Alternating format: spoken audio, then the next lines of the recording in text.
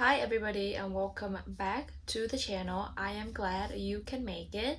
Today we have a bit of a unusual episode because I thought I would do a March reading wrap up but also an April TBR, especially now that the sun's out, it's getting warmer. I thought it would be fun to do a spring TBR. Most of the books that I picked for April are not like spring related, in fact, but I think it's just I'm glad that we could have this time to talk about it and go through some of the things that I read. If you have followed my TikTok account, you have probably heard of most of the books, or you have already known the books that I'm going to be talking about in today's episode. But if you haven't followed my TikTok account, I try to post once every day. I post daily content like study with me, but also reading vlogs, and my reading wrap-ups also will be posted, and also with the TBRs as well. I also occasionally do my nails. The last episode you saw me with a new fresh set, but they came off, so now I'm kind of bare and kind of very simple. So I also occasionally do my nails on my TikTok as well and film the step-by-step tutorial. So if you are interested in those types of content, I will be putting my handles down in the caption, so make sure you give me a follow if you're interested. But today, like I mentioned from the titles, we are going to be talking about the books that I read in March, but also what will my TBR looks like for the month of April, but also for the months to come. I am... God damn it. Give me a second. By me making an April TBR, that is not guaranteed that I will be finishing all of the books that I wanted to read. It's just a kind of a good layout for me to look whenever I finish a book and kind of take a glance and then see what books I have on my TBR and, being able to pick and choose. So, first, let's talk about the March reading wrap up. So, I am a pretty slow reader, so I am not gonna be able to finish like 16 books in 1 month. And also, I just got back into reading again. I am still like slowly getting back into the routine and trying to fit my reading time into my day because I am a very busy person. I also have other things to do, but I am slowly kind of working my way through my TBRs and slowly incorporating reading as a habit that I want to continue. I also wanted to get involved in reading more in terms of text-based content. So I have been scrolling a lot on Substack and reading and educating myself on what's going on. So a post about that or some of the media that I've consumed over the past week will be going hopefully soon on my TikTok. So follow along. But I read a total of 4 books in the month of March. So I am cheating a bit over here. I am filming this video on the 25th of March. So I still have a couple of days before March ends. And there's this one book that I started and I'm in the process of finishing. It is A City of Gods and Monsters. I have arrived at the halfway mark and I think I will be able to finish this book before March ends. So I am still including this book into this March reading wrap up, but just know that I am filming this 1 week before March ends, so technically by the end of March I will have finished The City of Gods and Monsters. So 4 books that I finished in the month of March are Circe. There are reading vlogs for Circe on my channel, so if you're interested in hearing my full-length review and my live reaction to the chapters, to the story, to the characters, head out to my TikTok. Also 2 books in the Gods and Monsters series. The second book called Throne of Broken Gods, and also The Dawn of the Cursed Queen, which is the 3rd book to that series. I devoured in I think a week. So I finished both of those books in a week, and that was impressive. And they were massive. At least they were like 1600 pages or something on my Kindle. I don't know the physical pages of the book. I don't have physical copies of them, so I read the books. Mostly the books that I read on my books e-reader. I can make an entire video comparing the books in a Kindle and why I chose the books versus the Kobo Libra or the Kindle real soon. If you want to see that type of content, I think it's really fun. The other book that I finished like I mentioned, City of Gods and Monsters by Kayla Edwards. So we are going in chronological order in terms of when I finished them, and I will be giving you a rundown of my ratings, my thoughts, and my reviews of the book. So moving on, talking about Throne of Broken Gods for a second, because that was the first book that I finished in March. I gave it 4.25 stars. I thought it was a solid second book in a series. The world building was, it was good. The characters were good. I appreciate the build up, and the ending was a massive cliffhanger. And I think out of the 3 books that I've read in that series so far, the second book has the best cliffhanger. Just lots of action, lots of fast-paced scenes. So if you're into binge reading and would like to kind of binge read a series, I would definitely recommend that book. And then because it was such a big, massive cliffhanger, I absolutely needed to go into the 3rd book ASAP. So after I finished Throne of Broken Gods, I immediately zoomed into reading Dawn of the Cursed Queen. Now, Dawn of the Cursed Queen, I think it was solid. I gave it 4.75. I don't know why I didn't have Book of Ezra in here. To me, I think Dawn of the Cursed Queen is the book that I rated the highest out of the 3 books in the series. So I rated it 4.75 stars, and I loved the way the characters bonded. The found family was insane. The different scenes. I loved how Diana has grown on me as a character. And in the beginning, I thought she was a bit annoying. I mean, she was a bit annoying because she kept trying to push Sam Kyo away, although he tried his best to help her, heal her, and help her kind of move past her grief. But she just kept pushing him away. And I understand, before you say anything, I understand where she's coming from. She has been betrayed, she has been let down, she has never been taught what love feels like and what patience looks like. She always feels like she needs to be strong, be independent, do everything on her own, and nobody's gonna love her except her sister. So when her sister passed away, spoiler alert, when her sister passed away or was killed, she went down this, revenge arc, but also closed herself off entirely with the world because she never knew how to learn another person except her sister. So I thought it was very beautiful, and the coverage of, or the mention of, grief and mental health was done beautifully in this book. I didn't feel offended, even as a person suffering from trauma and anxiety. So that was props to the author. But apart from that, I really enjoyed the plot. I wrote in here that I love the character development, except the MMC. I feel like Sam Kyo there could have been more character development for Sam Kyo, because all the characters, including the side characters, I feel like they have developed and matured a lot, and they've gone through a lot, and that is beautiful to see. Except Sam Kyo. I feel like in the first book, the Book of Azrael, it was talked a lot in terms of his mental health and his issues and his kind of struggles, and I appreciate learning about that aspect of him. But then book 2 and book 3, I didn't see any other kind of further character development from Sam Kyo. Whereas Diana, just continuously character development, continuously maturity, and just trying to grow into her own person. And I appreciate that a lot. So I would love for Sam Kyo to have more character development in book 4, which is coming out May of this year. Fingers crossed, there's no delay. So I'll be the first one in line to pick up book 4. And I think this is going to be a 7-book series, so I'm going to be on my edge, holding my hands, and then just patiently waiting for the rest of the series to be released. Banter was done better than the book 2. So banter in book 2, like Throne of the Broken Gods, I thought it was okay, but I did get a bit bored like midway through the banter, because I think it was a bit excessive and I just got bored, right? And I was also like a teeny bit intimidated and annoyed with Diana, so I couldn't care less.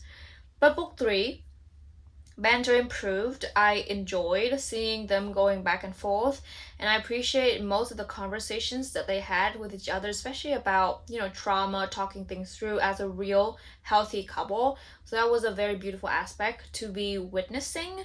Also very fast paced, and there is some spice. So if you're a no spice person and you're thinking of picking up this book, I think you could do it. I also did not enjoy spice that much, so I just skipped through the spicy scenes. I think that the spice level in the third book is definitely higher than the spice level in the second book. So keep that in mind when you go into the series. But I think the first book, absolutely no spice to a very little spice. So it's bearable. I don't even like spicy scenes, and I was fine.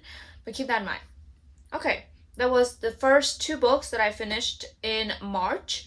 A pretty solid reading month for me. Like I mentioned, I'm getting back into reading, so just picking out the books that I enjoyed and can hook me and can make me feel entertained. So those are the first two books, and they're all part of a series. Third book that I picked up was Circe, and amazing. The first 5 stars in the year. So my first 5 star in 2025 was Circe, and I absolutely loved and adored that book. And I feel like that's one of the must reads for every single person. It should be required reading for every single person, especially a woman.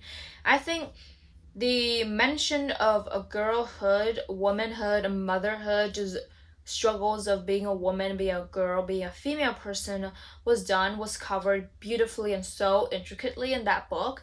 I really enjoy seeing her growth journey, Circe growth journey from a very, very young age to witnessing her struggling through childbirth. That was heartbreaking. And seeing her learn different lessons in terms of how to raise a child, how to be strict but not too strict, how to communicate with her child, her son. And I also enjoy the Greek mythology aspect of the book. I learned a lot about Greek mythology and just have a kind of another perspective on this whole entire hierarchy thing.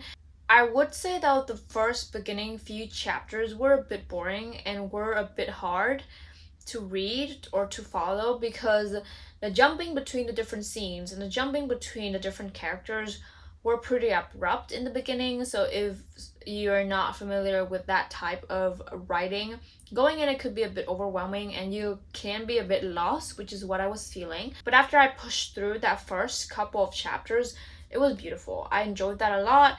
If you wanted to hear my entire full review, live reactions, once again, go to my TikTok. I broke down every single thing that I love about that book, but I love this book. Go read Circe. Circe by Madeline Miller, first 5 stars of the year. Beautiful, beautiful book. And then I'm reading, as of now, but when this video will be up and running, I will have finished The City of Gods and Monsters, the House of Devils series by Kayla Edwards.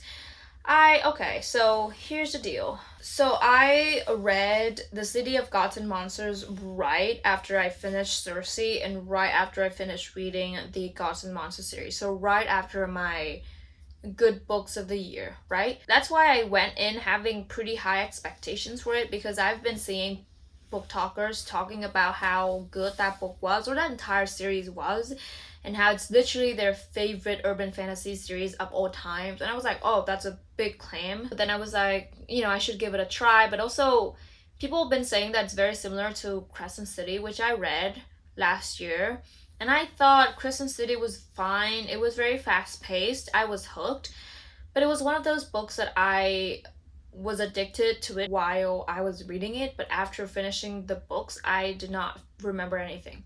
So it's one of those books, but bear with me. I loved the world building. It was very intricate. It was very similar to Crescent City. So I thought that was odd, and I was just constantly reminded of how similar they are, and that's also one of the distractions from reading this book, to me at least. And then the characters, I don't like the characters that much. So the MMC, his name is Darian, Darian Castle. Okay, he's okay. I can tolerate him to a certain extent. He is this kind of bounty hunter, who goes around hunt people, hunt his targets. He usually targets evil people, like bad people. But then when he received this offer to hunt down Lorraine, yes, Lorraine, he thought it was odd because Lorraine was human and there's nothing dangerous about a human for her to be haunted. So that's how they kind of were introduced to each other, and they follow onto the journey of figuring out why Lorraine was so wanted and what is special about her. So the plot was interesting. And I could tolerate the characters to a certain extent because the plot was just so addicted and I wanted to know what's going on. So even though Darian, in my opinion, is such an arrogant person, and also he's so egotistical, is that even a word? But very occupied with himself, right? And also Loren, the FMC, she is so annoying. Oh my god. I came across this content creator's video talking about how annoying she found Loren to be. And at first I was like, okay, I didn't see it, because I was just beginning, I was starting out, I didn't see the annoying aspect of the FMC. But after going through like 30% or even 40% up until the halfway mark, I am getting so tired of her and how useless she was. She cannot do anything except causing troubles and breaking things and destroying things and messing things up. And that's all. And just because many people have been comparing the City of Gods and Monsters to the Book of Azrael, like the Gods and Monsters series, I also could not help myself but to compare Lorraine with Diana, and I much more prefer Diana because she was such a complicated, complex, nuanced character, and I related with her to a certain extent, especially with her mental health and traumas and just like different aspects of her that went unnoticed at first because on the outside she was so strong, independent, beautiful, sexy, and powerful. Lorraine, on the other side, the only thing that was talked about her was her appearance. And both the FMC and the MMC, so the two main characters, kept talking about each other in the most flirtatious but also sexual way that it's becoming excessive to me, and I got distracted from the story because of that, and I'm a bit annoyed. So far, even though I am hooked with the plot, I am willing to keep reading because of the plot, but not because of the characters. I don't know how to feel about Lorraine. I feel like she's useless. She's not doing anything. She's just messing things up. She's just distracting people. And she's not being fully comprehensive of the situation and how dangerous it is that she's in. And she keeps just making the most stupid decisions. And I just, no words. So I rated that book 3.75. So, hear me out. Even though I hated the characters, I liked the world building. I think it was very intricate, very detailed. It was interesting. The magic system was not new, but it was simple enough for me to grasp and for me to continue reading the story without being too confused. Which is something that I found when I first read Crescent City, because you know how like there's an entire glossary at the beginning of Crescent City that tells you about different characters, different magic system, different just cities and world building in general. I felt that to be a bit excessive and a bit confusing at the beginning, but this book doesn't have that, so I'm glad. So I was able to go in and instantly be immersed into the story and the world building. So like I mentioned, the plot was interesting, so I am willing to keep reading for the plot, and I think I will be continue to read the next book. Okay, that's all the books that I read. It was a pretty good reading month for me, so full of romantasy, fantasies, urban fantasies, and a bunch of literary fiction and some gems in between. But Circe, amazing. Go read that book. Next, moving on to talking about my April TBR. So I will be finishing Woman Who Run with the Wolves and The Immortal Life of Henrietta Lacks. So those two books I'm still working my way through. I like to take my time with those two books because they're very packed with meanings. So I like to take my time. Also, I am at the 80% mark of The Awakening, the first book of Zodiac Academy. And hear me out, I know that series is a very beloved series on TikTok, but somehow I think it's too YA to me, and I think I cannot relate to both Darcy and Tori. But since I'm at the 80% mark already, I might as well finish it. So I will be making an effort to finish that book, and hopefully, maybe I'm not gonna make any promises here. I will be picking up the second book. I don't know, we'll see. It's a very big commitment to make because it's a very, very big series in the big universe to be getting myself into. Next, I will be reading a novel story by Ashley Poston. I think it's a very fitting book for spring.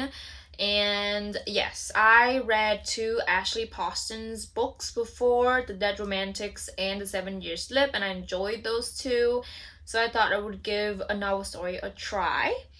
The Poppy War by R.F. Kuang. I know that's not very fitting for spring necessarily, but it's very high on my TBR list. And also, I just needed something intricate and nonfiction, not nonfiction, literary fiction. And I just needed something apart from the romantasy or fantasy, romance, just something that is very realistic and rooted in real life. And I believe this book is based on a real war. So, The Poppy War by R.F. Kuang, it is a trilogy. So we'll see about after I finish The Poppy War. If I want to continue the series, I will be continuing the series. But R.F. Kuang has been a very, very, very loved and viral book author on TikTok lately, so I thought I would give her a try. Sword of Kaigen. So Sword of Kaigen is once again a very beloved book. It is a standalone. I don't know what it's about, but everybody raves about that book. Anybody who has read the book loves the book. So I'm gonna be giving it a try. Lots of standalone, really, in April, but I'm not mad. And then Kristen Hanna's The Woman. So, The Woman is a very controversial book. I have heard mixed reviews, very polarizing reviews on this book. Like, most people loved it, but also most people hated it. I'm a Vietnamese person, so reading a book based in the Vietnam War will be interesting. And I'll be filming an entire reading vlog, hopefully on this YouTube channel. If not, you can find me on my TikTok. And we'll see, because the plant-based pride, I'm gonna be putting her YouTube channel over here, but she's actually one of my favorite booktubers, and she read the book and she didn't like the book. Not that she didn't like the book, she just felt like she didn't learn a lot about the Vietnam War and the context, and the book was kind of dragged on and a bit excessive. So I'll be giving it a try, especially as a Vietnamese person. So when there's a book about Vietnam War and just Vietnam in general, I'm gonna be reading that book. And also, I just read The Nightingale just like a month ago, and I loved that book. It was beautiful. So I have high expectations for Kristen Hanna, but I'm also not going to be holding her to the highest expectations, if that makes sense. Okay, let's see. Any other books? I think that's it for now. I think those are the books that I wanted to read in April. 1, 2, 3, 4, 5, 6, 7 books. It's a bit much for April, but I think I could do it because 3 of the books I already am in the middle of, and most of them are very well loved. So I think I can go in blind and be expected to be immersed in the story and the writing and just the different nuances and intricacies of the world. I know this is a rather shorter video compared to my normal uploads, but I'm just once again testing things out. Hopefully you enjoy this kind of rant about books. I am slowly becoming a book talker on TikTok. I don't know why. In the beginning I thought I would not be able to kind of narrow down a niche that I wanted to do, like content creation in. But slowly, because reading is such a big part of my life now, I'm slowly becoming a book talker. So if you're interested in learning more about the books that I read and the books that I'm trying to finish, go give me a follow. Thank you for listening. I hope you enjoy my little reading wrap-ups, but also April TBR. And yes, I have a meeting in 10 minutes, so I am gonna be wrapping this video up. put on a jacket. I think it's getting colder outside, and we will be meeting with the professor talking about some stuff. And also, I have work this evening, 7 to 9. So, we will be talking with some new people and just working, but also reading. Hopefully, I haven't read today. I have been spending the entire afternoon just doing content creation, working on my videos and my TikTok and things like that. So yes, I will be seeing you back with another new video real soon, and I'll talk with you then. Bye bye.